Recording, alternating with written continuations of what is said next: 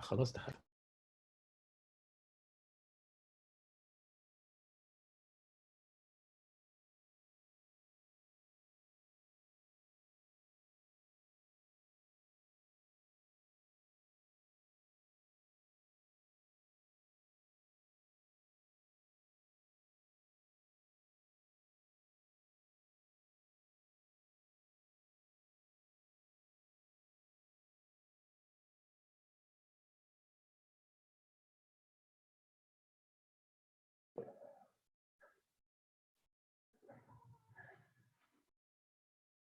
Hello. Hello, Mark. Hello, Mark. How are you, Sama? Fine. It's very great to see you. Of course. Yeah. How's everything? No, we are fine. We are better now. Things are improving. Yes, oh, yeah. What about over So there?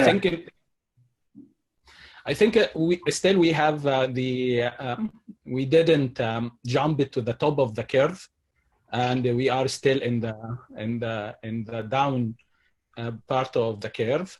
I hope we don't reach the peak, but until this point, we are fine compared to European countries and America.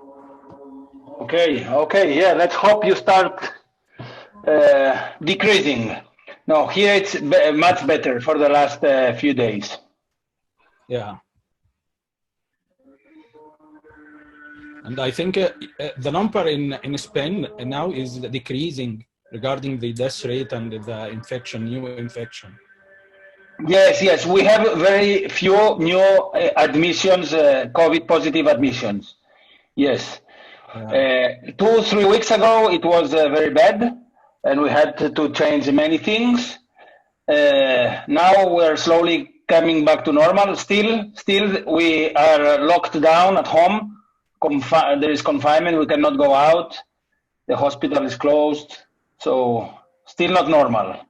It's closed. The hospital is closed for family members and relatives. So only patients and doctors. Yeah.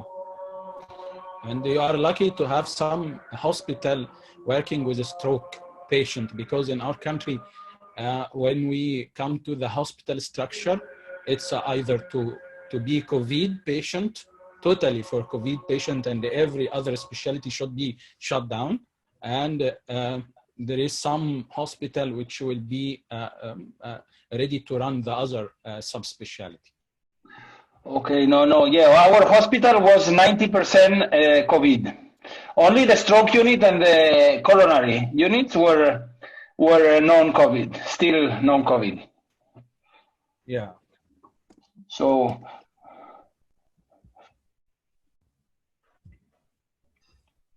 I don't know. It's 8. Should we?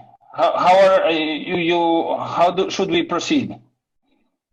I have a few slides. Yes, of course. First, let me, we will start, I think, to have 2 or 5 minutes. Yeah, sure. To let the other, yeah. And I think we will start with your lecture. We have some of our regional expert here, Dr. Farid Al-Adham from Jordan, Amman. He is expert, and he our board member in MENA-SINO, and he is interventional neurologist working in Amman, and he joined us already. Hello, Dr. Farid. Good evening. Hello. Hello. How are you? I'm good. I'm very glad to have you with us in this webinar, Dr. Mark. My pleasure. I know very well Osama, and if he asks me, I always try to help. Thank you. I appreciate that. And also we're waiting Dr. Farouk Hassan. He is interventional neuroradiologist working in Cairo. He will join us as a panelist also. And still we have so many coming to participate. Dr. Farouk already joined us. Hello? Hello?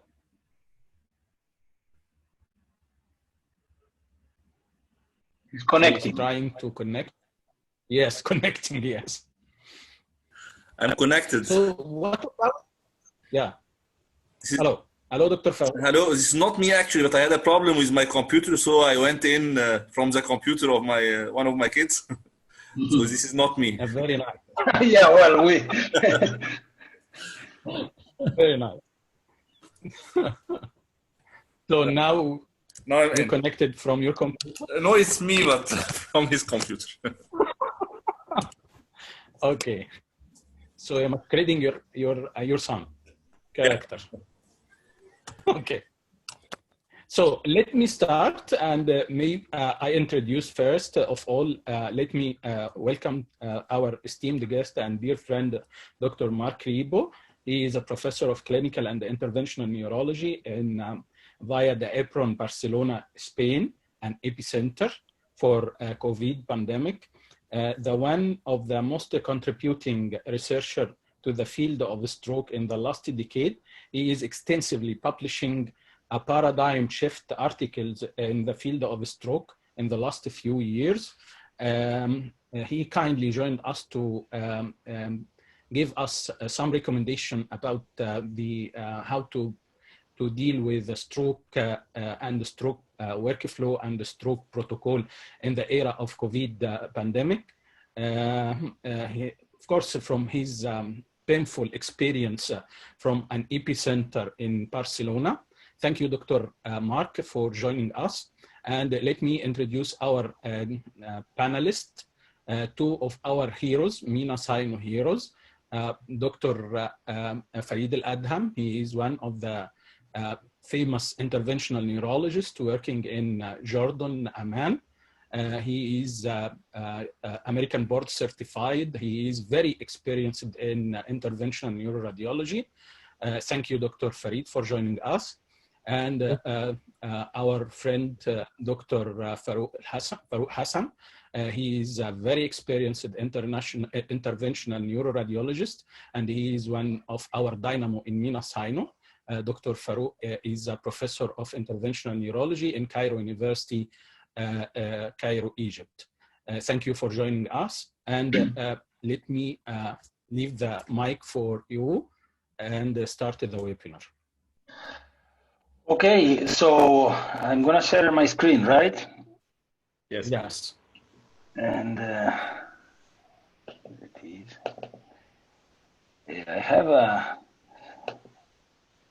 presentation. I gave it in a few webinars over the last week because, yeah, since we are in the, well, hello. First of all, hello to everybody. Nice to, thank you for the invitation. The idea is to share with you what went on, what happened to us during the last month, 2 months. So hopefully you will not get to the same point, because at some moment this was very ugly. Let's hope you don't get to the same level, but maybe some of the experiences we had to go through, it can help you.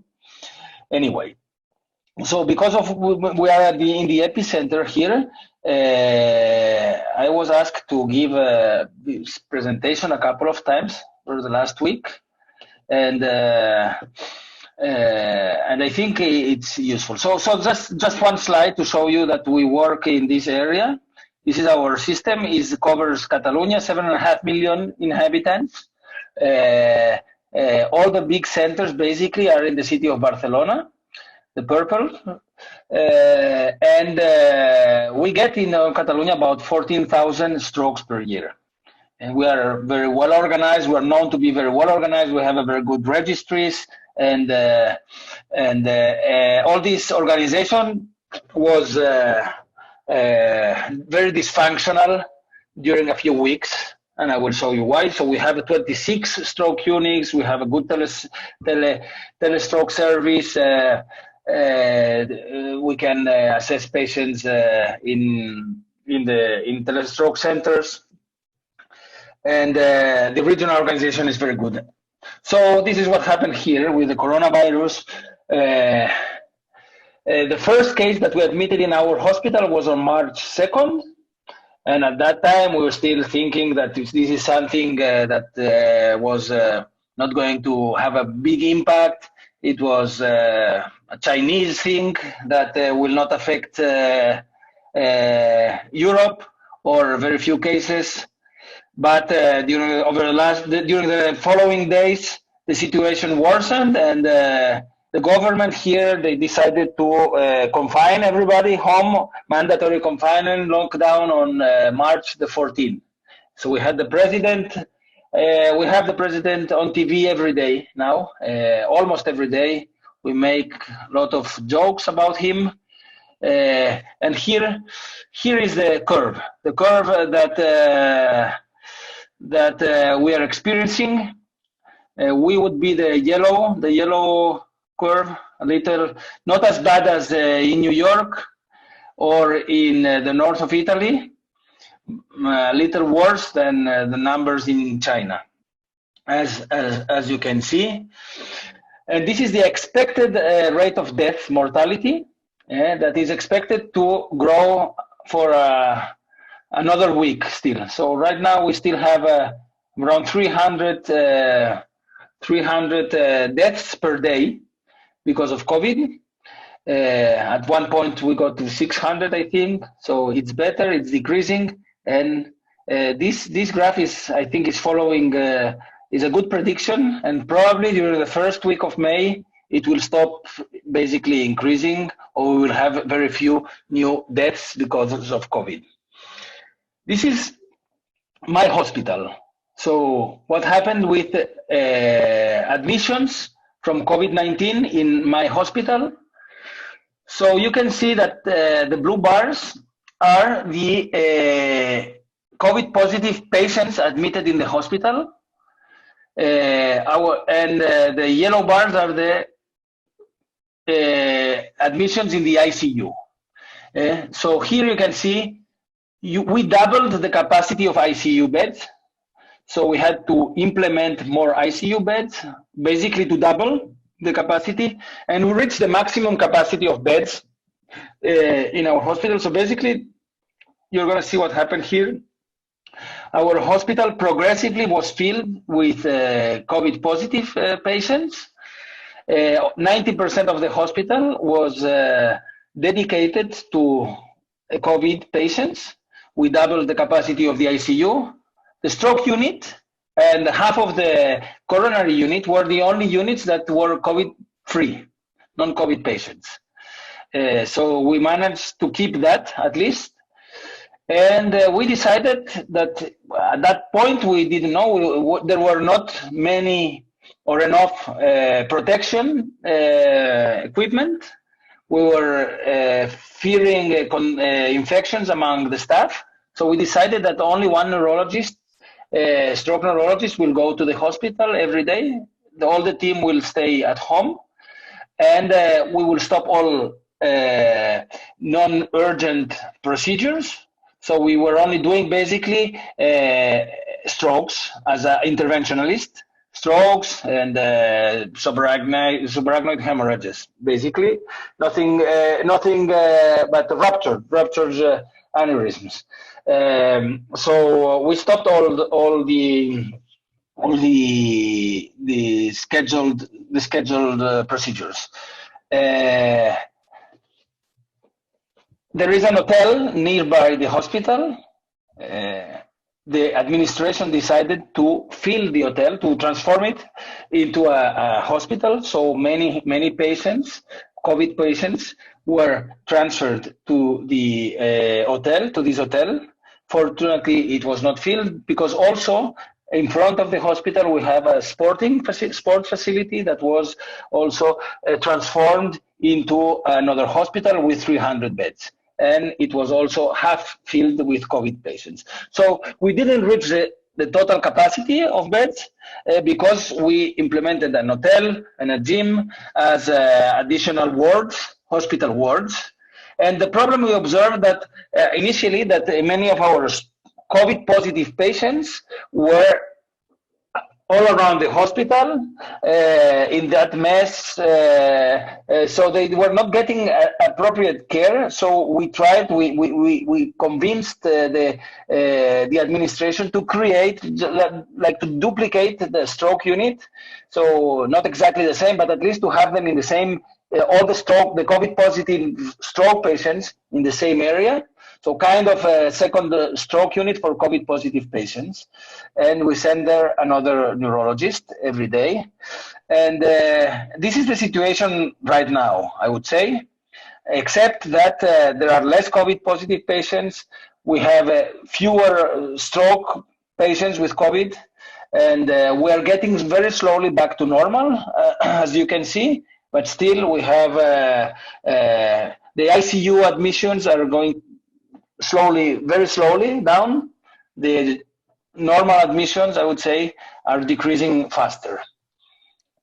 The hospital is, we don't probably read Spanish or understand Spanish, but here, well, this is in Catalan, but it says this is the entrance of our hospital. There's a big sign telling that you cannot get into the hospital as a family member, as a relative. Only professionals and patients can come in, and this is very difficult for the practice. And patients basically for a while they were dying without any family member with them or with any relative. We had to give all the information through the phone, and it was very, very painful for everybody. So at one point, this rule, the no visitation rule, the administration changed it, and they allowed visits when the patients were in very bad condition. Basically, if we believed that a patient was going to die, a family member could come.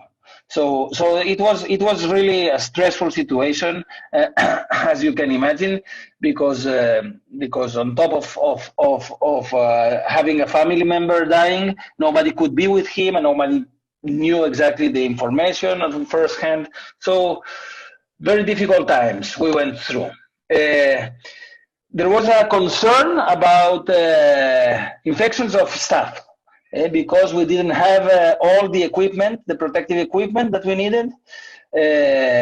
And you can see that the administration did a good thing, that every day they do a webinar for the staff. They explain all the situation, what is going to happen, what is happening, and they give us, among other informations, the rate of staff that was infected. So overall, 9% of the staff turned out to be positive. Yeah. And especially the nurses, this rate goes up to 15% among nurses and nurse aides. We have a few of our neurologist staff that was also positive, residents, neurologists, fortunately mild symptoms most of the times, but they had to remain, to keep at home while they are infected. So we did a study in order to see, because we had the impression that we have less patients coming, and later we wanted to confirm that, to verify.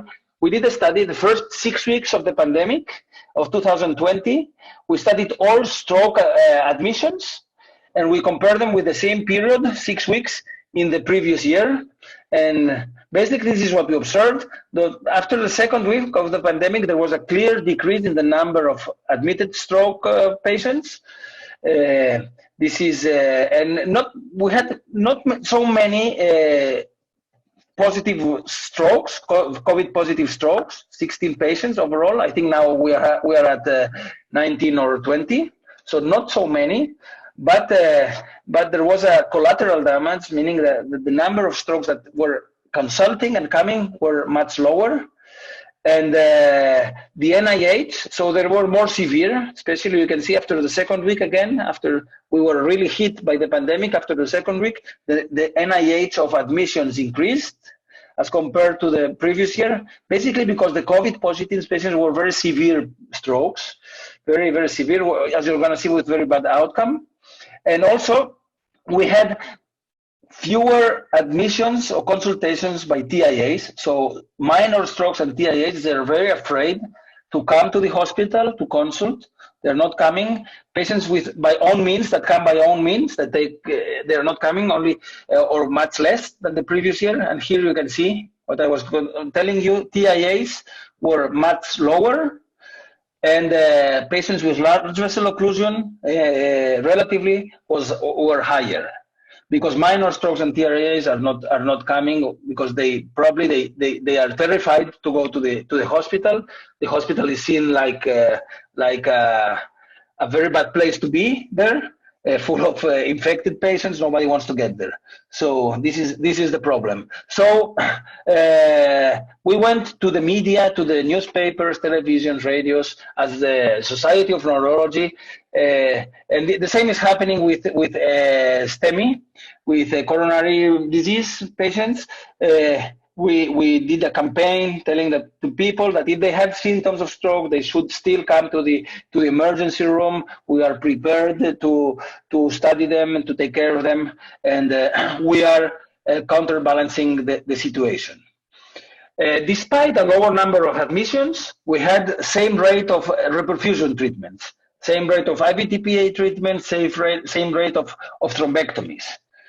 So that means that's the good part. When a patient comes, we usually see, especially in the first weeks, it was very frequently we could see on the chest CT, because we generally do a CTA starting from the aortic arch.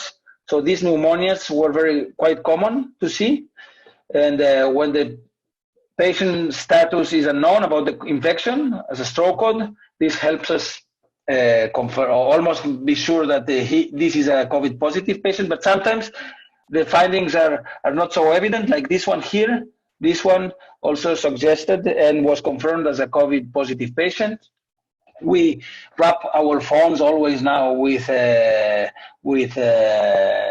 film, plastic film.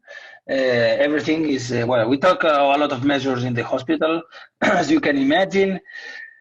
According to the stroke codes that are coming, we're seeing a higher rate of low aspects, because our patients, as you're going to see, they come later with more severe strokes. So the proportion of patients with low aspects increased, basically doubled. And basically because of the COVID patient, but also in non-COVID patient, it is higher. And here you can see, basically the pre-hospital workflow time that was affected was mainly the last time she went to activation, because now many people are alone at home. They are confined, they cannot go out, they cannot get visits. So it is much more frequent that nobody notices the stroke. So the last time to Sinwell to activation is longer during the period. And also, especially after the lockdown, everything went worse after the highest point, the second week. And the in-hospital workflows were also affected. So because in the hospital everybody was scared, the protection measures, all the saturation, the collapse that we had in the ER, we had longer door to needle times, longer door to groin times again this year. For endovascular patients, longer door symptoms onset to groin, for both, not only for COVID, but the collateral damage was also into non-COVID patients, of course, because the system was very dysfunctional during 2-3 weeks. Finally, to finish, the outcomes we are seeing are worse for all stroke patients. NIH at 24 hours are higher now in this year, and especially because COVID positive patients. So the combination of COVID and stroke is very, very bad. So when a COVID patient has a stroke, it is such a bad advanced systemic infection with systemic damage that most of the times we're seeing very high mortalities, as you're going to see. The mortality is higher this year, but especially very high among the combination COVID plus stroke. So we are seeing cases that are with very severe pneumonias or severe coagulation problems with thrombi in multiple parts of their body, and we are reconsidering at this moment if these patients should get an endovascular treatment, because the outcome is so bad anyway, not because of neurological outcome, but overall outcome is so bad that they probably should not. We should reconsider or very much endovascular treatment when in such patients. So we did some statistics here, and we observed that, of course, having a COVID was an independent predictor of mortality, but also having a stroke during the pandemic, even if you are not COVID, it influences negatively your outcome, and you have a higher mortality. Thrombectomies with COVID patients are very painful. We need to wear all these protections suites. We need to cover ourselves with goggles and with more masks, and it's not easy. But we didn't. So in terms of neurological outcomes, we didn't see in these patients higher rate of hemorrhagics, neither for IVTPA or for thrombectomies. So we did at that moment, during the 2 weeks, we did 16 thrombectomies, of which 8 were COVID positive. Half of them died during the first week, but not for neurological problems or hemorrhages, but because of systemic problems. So this pandemic meant really a disaster for healthcare system. There was a collateral damage to stroke management because everything was very dysfunctional. The confinement at home had a negative impact. The pre-hospital workflow times were also affected. Other cardiovascular emergencies were also affected, and we took some initiatives to organize ourselves in the hospital with EMS at the population level. And fortunately, we're coming back to normal, but we went through a hard time. So this is what I wanted to share with you guys. Happy to get questions. That's fantastic. Thank you, Marc, for your nice presentation. Great work, and we know that you are in a difficult situation in Spain, especially, but you kept your courage to treat such patients. It was not as easy as before, but nice work and nice presentation. Thank you. So we are ready to receive questions from the audience, if you want.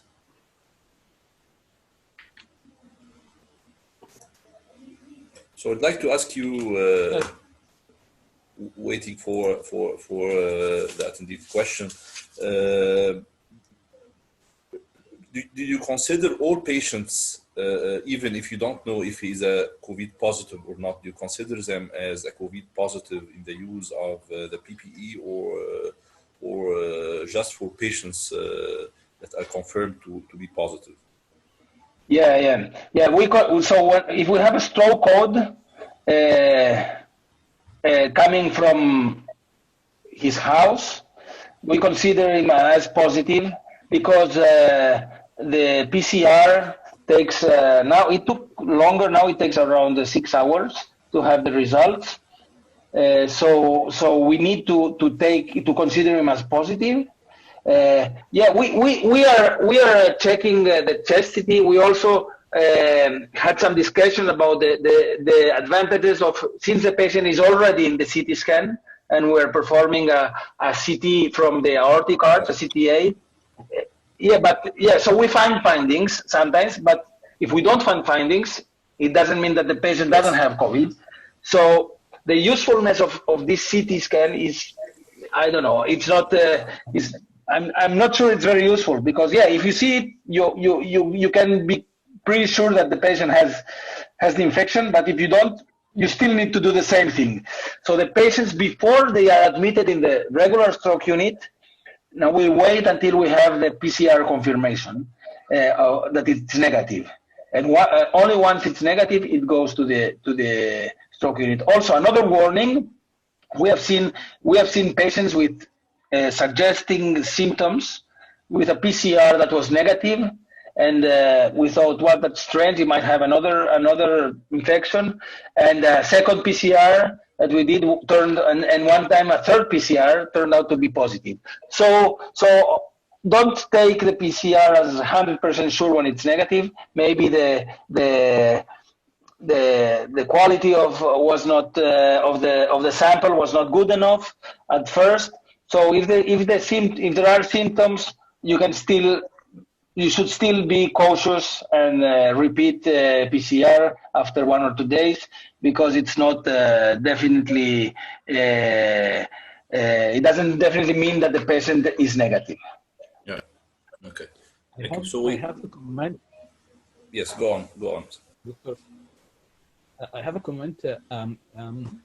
In the last week, we did some interview with Dr. Marc Fisher from Boston and Dr. Adam Arthur from Memphis. And it was something like a universal concept that the number of reperfusion therapy is dramatically decreased as compared to the similar period in the previous, compared to the previous years. Do you think we are also touched something like that in our practice here? The number of thrombolysis and number of thrombectomy is decreased compared to the similar period of the previous year. Do you think that we should have some effort to do, or some awareness to release in the media about the importance of catching those patients to be presented as early as possible for the stroke surface to receive the best treatment for those patients? And what do you recommend regarding the awareness the public media should consider as a propaganda or promotion for such issue? Okay, so definitely the number of strokes are probably the same. No, they are not changing, but I don't think they are changing. What happens is that they are not coming to the hospital, and it depends on the measures in each country. In our country, what we've seen is that the minor strokes didn't come. The severe strokes, they were coming anyway, but later. So we didn't see a reduction in thrombectomy number, but thrombectomies were doing at a later point from symptoms onset, with lower aspects and with worse outcomes, definitely. So it did not affect the number, but it affected the quality in our setting. And probably, maybe in other settings, the degree of affection is different, and it can affect the number of thrombectomies. But I do think that it's important to reach out to the population somehow and explain that despite COVID, strokes are still occurring. It is still important to consult, either if it's a severe stroke or a mild stroke. You have to ensure, it depends also on the incidence, but you have to ensure that patients that are coming to the hospital for reasons different than COVID, they can access or have a safe pathway in the hospital, separated from COVID patients. And this was not the case for us, because there was such a collapse that in the emergency room at some point everybody were mixed, and so you have to find out a solution for every country. It would be different, so for every hospital, but for patients coming with nothing related to fever, cough,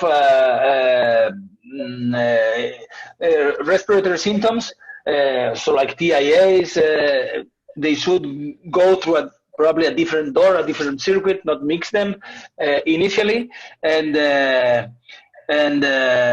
so it's not evident, it's not easy in the context, in the middle of all this paranoia. Everybody is scared, and so it's difficult. But certainly measures to convince the population that they need to come, they need to consult, they need to call EMS 911, whatever it is the number in your region. it is definitely worth to do it. For example, my wife is a stroke neurologist. She's just today she was doing a campaign for Angels Initiative. Angels is doing an initiative here for the population, saying stroke doesn't stay at home. You need to go to the hospital anyway. So there are initiatives, and I encourage you to do that. Yeah. Okay. So we have some other questions. We have a question from Suhail Akhtar regarding your regimen of antiplatelet and anticoagulation. Did you change anything regarding the COVID positive patients? As we know that probably they may have more incidence of having some coagulation profile problems. Yeah, well, this applies. Yeah, there is a controversy about when should you anticoagulate the patients with COVID? If you should anticoagulate everybody or not? The protocols in our institution right now, we only anticoagulate COVID patients when it's a severe COVID with severe systemic affection.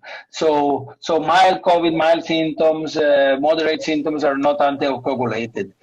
We certainly saw patients with severe COVID with dramatic thrombotic events, stroke, but also clots in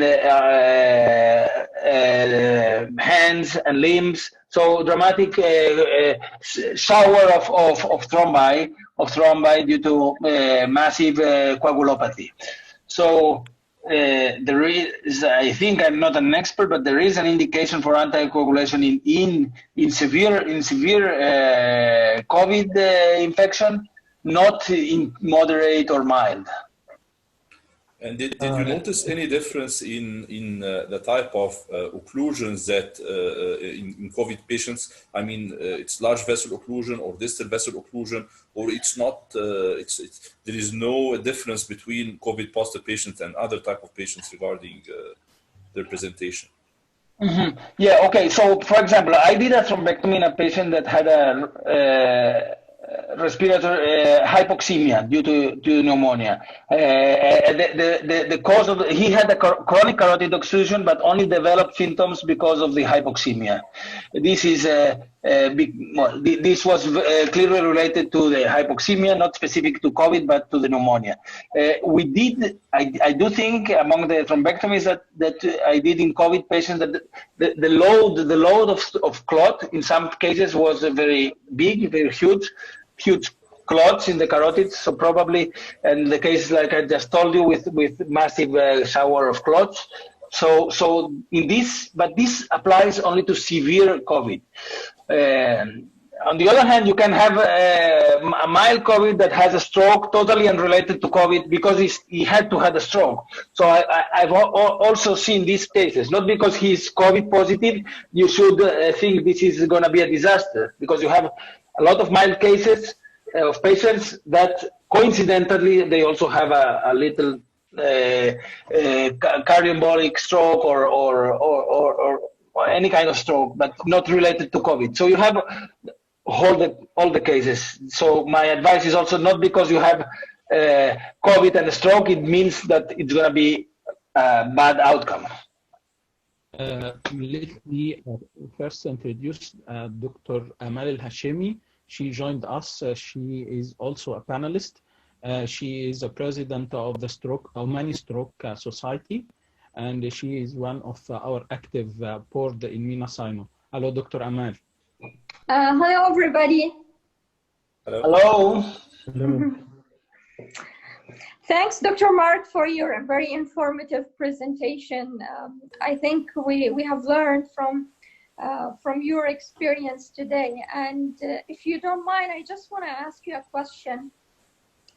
Have you noticed any, I'm not sure if you would be able to answer me because you are mainly dealing with intervention, but have you seen any trend in the subtype of stroke, meaning patient who comes with COVID and stroke, they are more prone to develop still ischemic stroke, or hemorrhagic stroke are also on rise?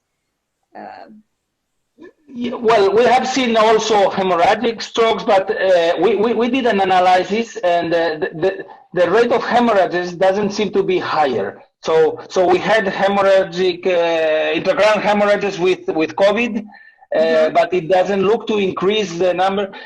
Or maybe also because here we are not massively anticoagulating these patients, and also so. I know, or I think in some places it is more, protocols are more generous, let's say, in anticoagulating COVID patients to prevent from thrombosis, and that can lead to higher rate of hemorrhage also. But this is my experience. Okay, and have you noticed that also the hemorrhagic stroke was more severe in the context of COVID as well compared to cases who come with a stroke and COVID negative? Or have you seen a trend also of severity of hemorrhagic stroke as much as in ischemic stroke too? No, to be honest, so I would have two groups of among the stroke COVID patients. I think there are two strokes. One would be those regular stroke patients that would have the stroke anyway, and coincidentally they have a COVID positive. They are COVID positive, and those they behave as we are used to. And on top of that, we are seeing those patients with severe COVID. That due to their severe condition, and they have this hypercoagulable state, basically, and they develop these large, nasty strokes, and those they have very, very bad outcomes. I would say I think they all die. So I would differentiate these two types: regular strokes with coincidental mild COVID and severe COVID, which will cause a stroke. But then the stroke is not the worst of their problems. They have so many problems that they will probably die because of one of them. Okay, thank you very much. I would like to ask you. Yes, go on, Dr. Ahmed. Yeah, go. I can answer the next. I can ask the next question after you. Yes, you can go ahead. Okay, thank you. So.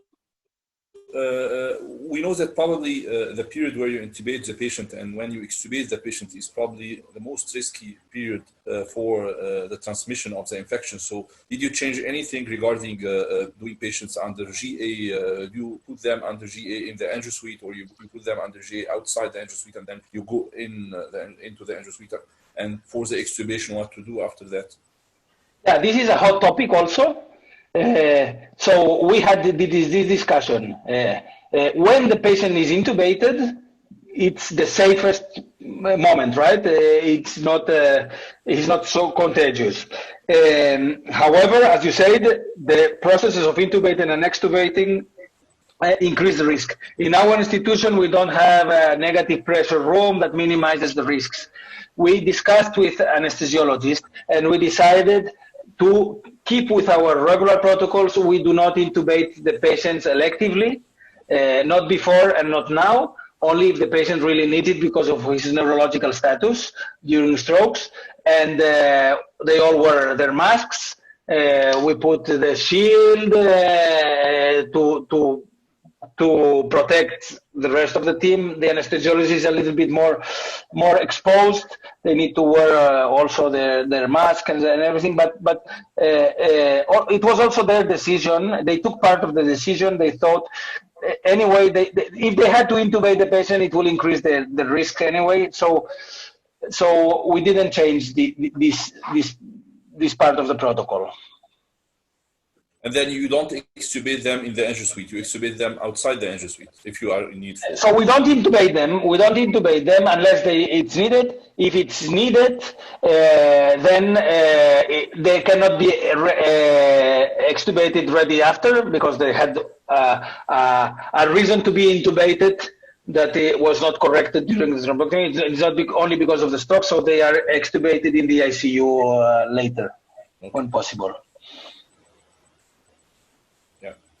Okay. Ahmed, do you have a question?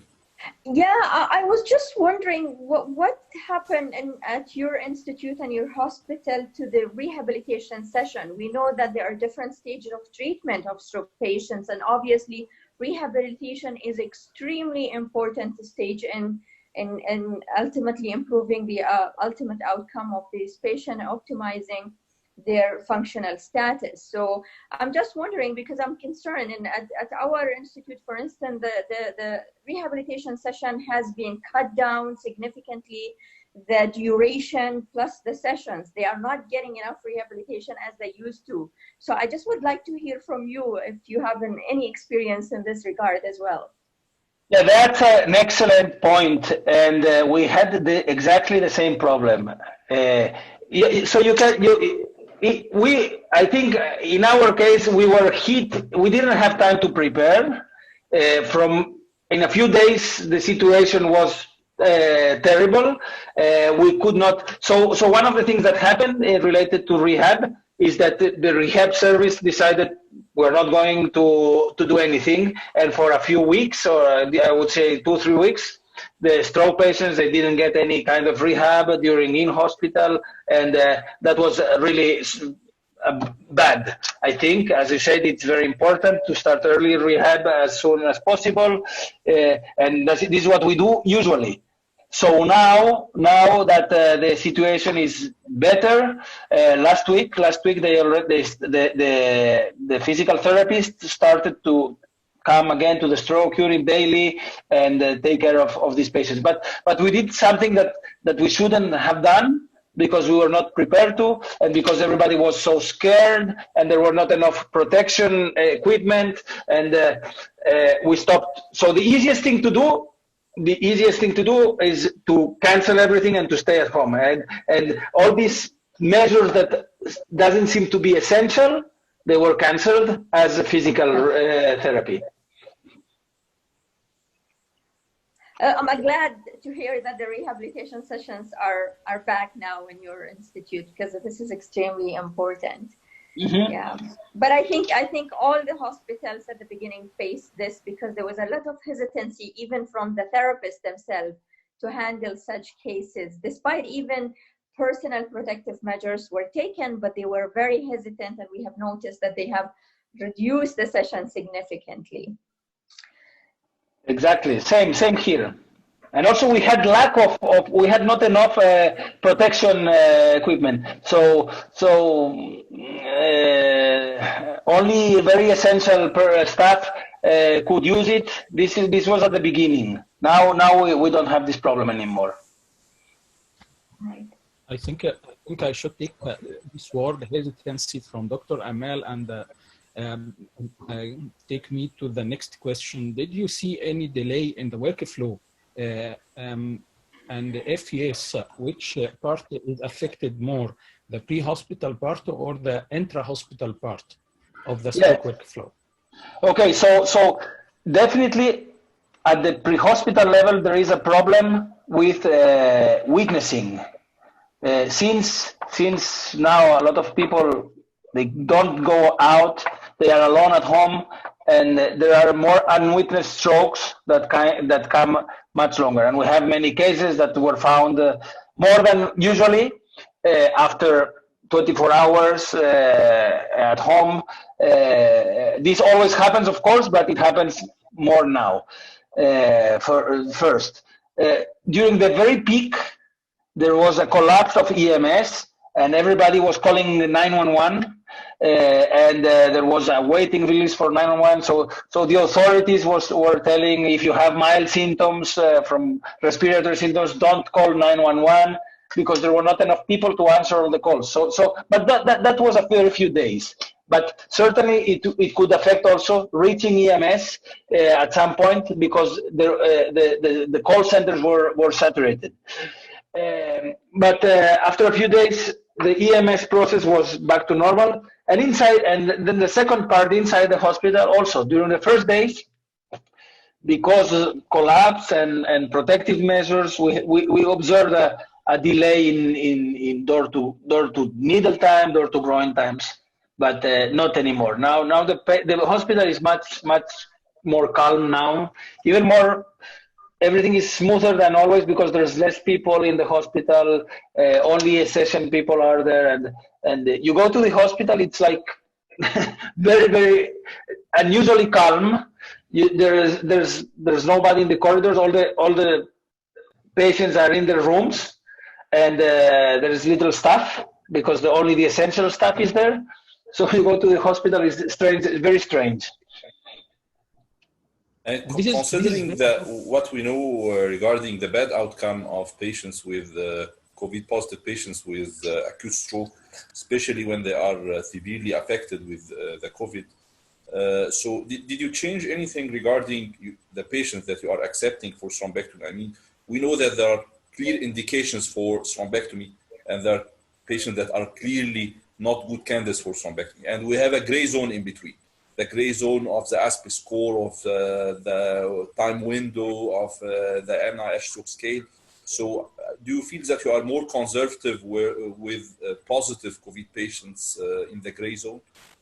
Okay, so usually I consider myself like very prone to treat and very active to treat, and like kind of over treat or sometimes too much. During this crisis, I continued to do the same, but I'm realizing now that many of the patients that I treated, I probably shouldn't have to. The outcome was clearly very bad because of their condition. So I think severe COVID patients with these ugly pneumonias and respiratory failure or coagulation problem and large stroke, it doesn't make sense to treat them, especially if they have a low aspects also. So I usually treat patients with aspects of 6, sometimes 5 if they are young, but if on top of that they have a severe COVID, I think I'm withholding treatment from these patients because it's just a weight of resources, time, and hopeless case. If I want to add to that point, I wonder if you changed other things in the angiography suite handling in terms of patients or even the staff scheduling. What changes did you implement during that time to kind of protect the staff a little bit to avoid cross contamination? So essentially to preserve a working power always available there. Yeah. So one thing we did is we avoid contact between the members. So only I didn't see we are 4 interventionalists in my institution and didn't see them personally for 4 or 5 weeks now. We are not in the same place at the same time to avoid the contacts. We took this decision the first days because we were really scared, but still we stay at home most of the time and only go if there are emergencies. And the same for angio suite nurses or other staff. We tried not to that they don't see each other. So if one is infected, contaminated, the other one can keep coming. So to avoid, so this was one of the initial measures. Then during the cases, yes, everything in the angio suite is or many places are covered with drapes, disposable drapes. And when we finish a case, there's a special disinfection protocol. There's a cleaning squad that comes, and we cannot use the angio suite for 2 hours after that, and until it's clean again. So there is some changes in the cleaning protocols. I'm not an expert on this, but I know that we have to call them. We tell them there was a positive case or a possibly positive case, and they apply this special cleaning protocol, and we cannot use the angio suite for the next 2 hours. I just have a comment, and please do correct me if I got you wrong from the last question. You mentioned that in case of a very severe like COVID cases, you are not very keen to perform thrombectomy in these cases. Did I hear that right? I think so, because because in our experience, all these patients they had a fatal outcome, not neurological, despite having good recanalization and fast recanalization, they ended up dying because. Yeah, I do hear you, but it's just that sometimes these patients comes very quickly. We might be suspicious of having the case of COVID, but they might also have other severe respiratory symptom, and maybe COVID test hasn't come back yet, because we have experienced the same thing in our hospital, where a patient presented within window period for treatment, and we did everything for him, and then at the simultaneously had some respiratory symptoms, but then following twice testing of his COVID, he turned to be negative eventually, and he subsequently actually improved. So sometimes I think it might be a little bit hard to decide if it's COVID versus non-COVID, especially if it is still the test that hasn't come positive or negative yet. Amal, I agree with you. I hate to deny treatment to a patient, and believe me, I'm a big treater. I tend to treat always. I'm just saying that sometimes the boundary of treating, not treating is as you say, it's gray, and I tend to score more black some cases in which otherwise would be gray. This is what I'm trying to tell. I'm not saying definitive conclusions. You take conclusions on an individual basis. Just my experience with severe COVID patients was really bad. This is what I'm telling, and I understand. I completely understand. Some patients would still go. You not just because they are COVID, you should deny treatment. No, that's not the message. So in relation to thanks for the explanation. To that point, I think it's after going through this difficult time, you guys in Spain, and I'm sure there is a lot of points that in your mind say, I wish I did this differently, or if I went through this, I would do it in a different way. So I wonder, what are the things that you would say, these are things I would have done differently in dealing with stroke patients, the unit, based on your experience? So one thing, I just thinking one thing. We had a problem in the stroke unit with infection of nurses and stroke nurse aides. Patients that, because we were following the results of PCR blindly, and despite we had a couple of patients that we suspected COVID, and they were isolated, and then the result, the PCR came negative. We told everybody, no, that's probably another infection, a flu. He doesn't have a COVID, and we withdraw the additional protection measures, and a few of our nurses got infected because a couple of these patients turned to be positive on a second or even on a third PCR, as I told you earlier. And of course they were very upset. I don't think it's somebody's fault, but just need to remember that a negative PCR doesn't mean that the patient doesn't have the infection, and it can still be infectious.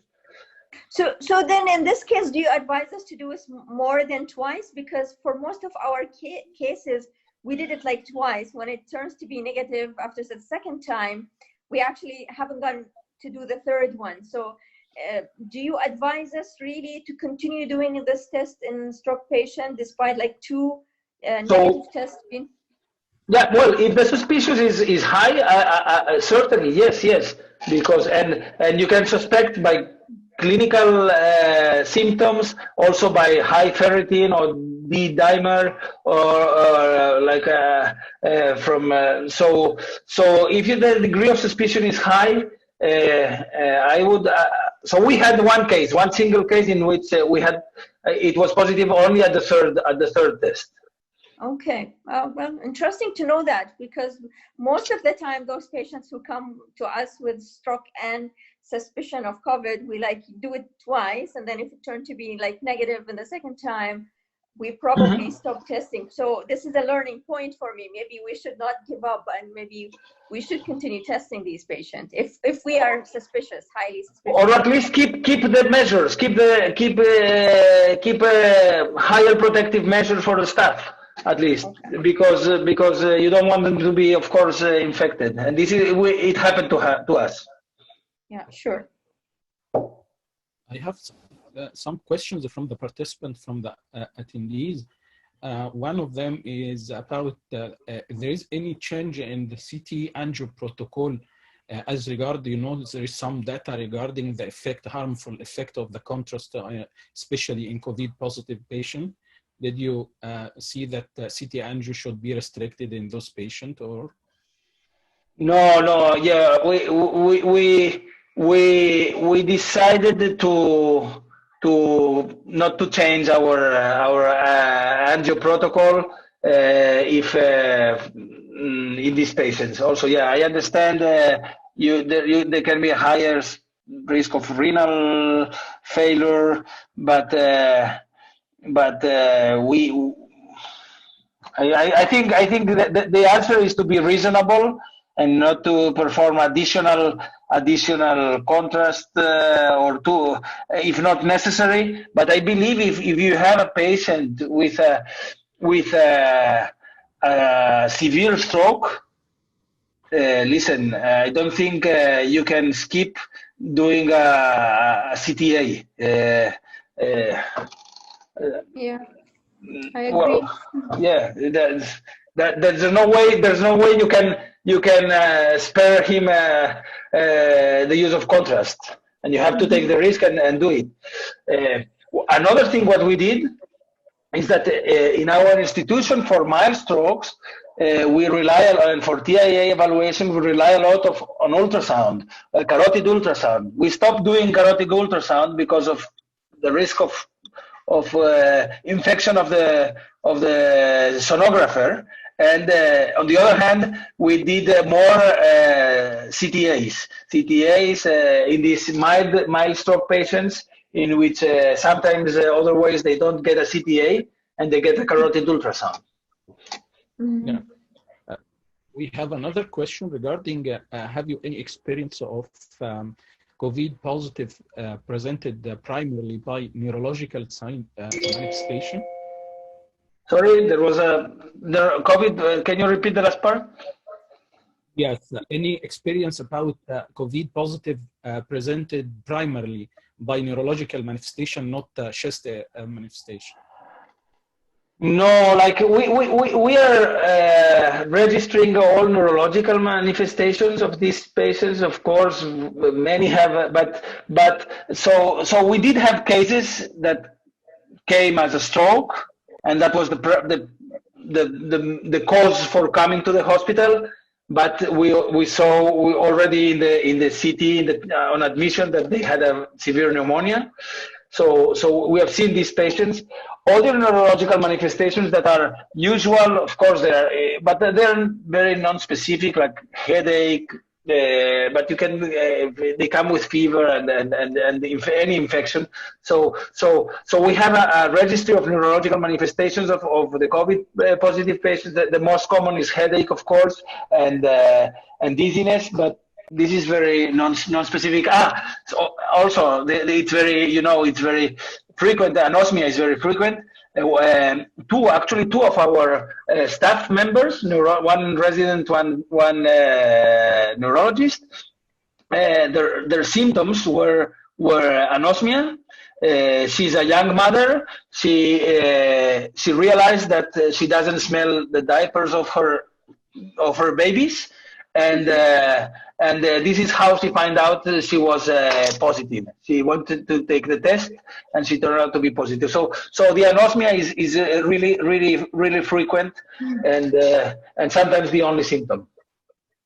Dr. Marc, now hopefully you're in the hospital almost beyond the peak, as you mentioned, and almost in the recovery phase. How do you see the changes happening in the unit, stroke unit, or the hospital in the coming weeks or month during that recovery? Yeah, so we're coming back to normal, but what we have to ensure now, the challenge for us is for milder strokes, and we are building a circuit in which TIAs and mild strokes are completely separated, and we can take care of them completely as outpatients more than ever. We always try to manage them as outpatients, but sometimes we still admit them for quick study. But now we want to avoid this as much as possible. So we are building a circuit by which with a mobile application, we are going to follow them up. We're going to tell them where they have to come for additional tests, like the echocardiography. We want them to take their Holter at home. We're building all this. This is a challenge in terms of logistics of taking care of the mild strokes that do not really need an admission to the hospital. It sounds like a lot of changes will go on in a way that will change the way we manage these patients on the long term for the months or maybe years to come. Exactly, and also for outpatient clinic. We don't have outpatient clinic. Imagine all the patients, not only stroke, but all patients, they don't. So we do outpatient clinic by video conferencing. We have an application for these patients, and we can share with them information through the application. We send them messages and video files, but also we are able to do a video conference the day that they have the outpatient visit. And this is going to remain like this. I think this is going to remain for the future. Less presential outpatient clinic and more telematic. You still postpone your elective cases, yeah? We are still postponed. We are talking about starting soon, but in order to do that, we need to test the patients ICU before. Yeah. ICU, first ICU beds, and then to have, of course, ICU beds. We still don't. We have right now, I think, 120 ICU beds. Usually, our hospitals has 80 ICU beds, so it's still over the usual number. And fast testing for elective procedures. But you didn't face any problem with the administration to keep ICU beds for your stroke patients. I mean, in some hospitals, there's a problem that they want to keep the whole ICU beds ready for COVID patients, and I think no. The 90 there was a very few beds for ICU beds for non-COVID. No, very few. Usually, the stroke patients, they don't go to the ICU; they go to the stroke unit, and this we managed to keep COVID-free.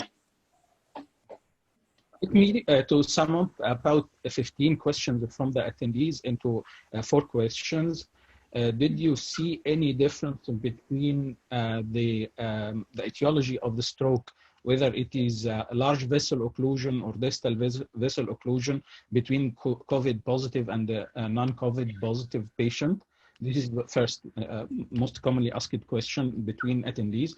And the other question is the difference between the pathophysiology of a stroke patient between the COVID positive and the COVID negative patient, and also a difference between the anticoagulation and the antiplatelets protocol post-thrombectomy between the COVID positive patient versus COVID negative patient.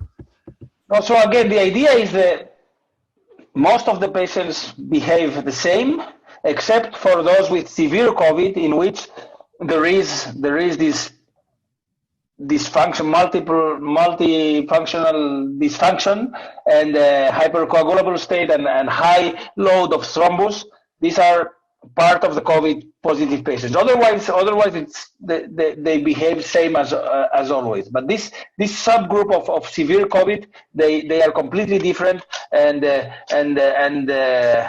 I told you, they have large clots and very severe strokes, and on top of that, they have a hypoxemia, and everything is really messed up. Did you have any histological examination for extracted clot from COVID positive patient? No, we avoided that. We usually collect clots for research. We decided that not to collect them in COVID patients because to avoid the problems with infectious samples. Okay. Guys, I have to go to the hospital. I have to do a vasospasm to treat a vasospasm. So it's not an emergency, but I told the team to be there at 9:30, and I need to go. So thank you sorry so about much. that. Yes. Thank you Thank you so very much for your time. Yes. Yeah. We really appreciate it. I hope I could help you with my experience. I really hope you don't need it, but for sure you have cases and you can apply some of the things we have discussed here. And I hope I can see you someday, Osama. Much appreciated. Thank you very much. Very appreciated to get you today with us. And thank you for your kind time and the effort to give some recommendation. Thank you so much, Mark. And be safe, please. You too. My pleasure. Thank you, Thank Mark. you. And thank Bye, you. guys. Bye. Thank you. Thank you. Bye. Thank you. Thank you, Dr. Farid. Thank you, Dr. Amal, for joining us. Thank you, Dr. Farouk. Thank you. Thank you, Osama. It's our for, pleasure, Dr. Osama. organization. Thank you. Thank you. Thank you. Have a nice day. Bye-bye. Thank you. You too. Stay safe. Bye.